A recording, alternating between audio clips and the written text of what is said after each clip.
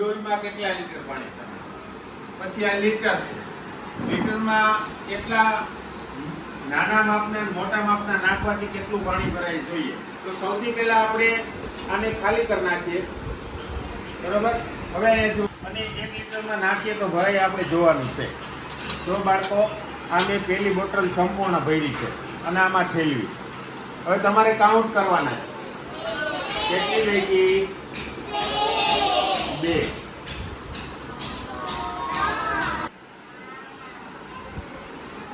ચાલો 4 નાખી એટલે આ બોટલ છે એ ભરાય. ત્રીજી માં 250 નાખી અને ચોથી માં 250 નાખી. હવે આપણે ચારેયનો સરવાળો કરીએ. 0 ના 5 ને 5 10 ને 5 10 ને 5 15 સોન અડી બડી 1 આવે 2. હવે આપણે ગણીએ 2 ને 2 4 ને 2 6 ને 2. અહીંયા 250 મિલી હતું. શું હતું? મિલી. તો આ કુલ કેટલા મિલી થયું? તો 1000 મિલી એ કેટલા લીટર થશે? 1 લીટર ભરાણું 4 બોટલ. આપણે આ બોટલ કેટલા મિલીની હતી? તો 250 250 250 250 4 વખત થઈ. તો કેટલું થઈ ગયું? 1000 મિલી. તો 1000 મિલી આ બોટલ છે એ આપણી પાસે પોણા લીટર. એમાં એક 250 મિલીની બોટલ. આ 250 મિલી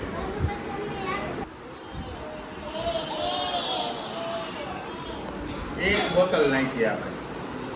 200 મિલી સમજી લ્યો. કેટલી? તો 200 ને 200 કેટલું થયું?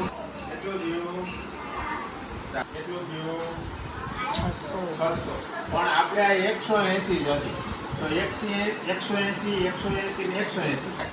તો આમાં 40 મિલી પાણી વધ્યું એટલે આ 500 મિલીની બોટલ છે. કેટલી છે? અડધા લીટરની. શું કામે? તો કે આપણે આ બોટલ છે એ 180 મિલી જ હતું. તો 180 ને આપણે 3 વખત ગણીએ. 180 અને 180 આનો સરવાળો કરીએ તો 0 ના 0 8 ને 2 2 ને 3 5 તો 540 મિલી થયું. હવે તમને ખબર પડી કે આ બોટલ કેવડી છે? કેટલી છે? સાહેબ આપણે ઈ 2 ભરીને નાખી તો શું થાય? તો જુઓ બાળકો,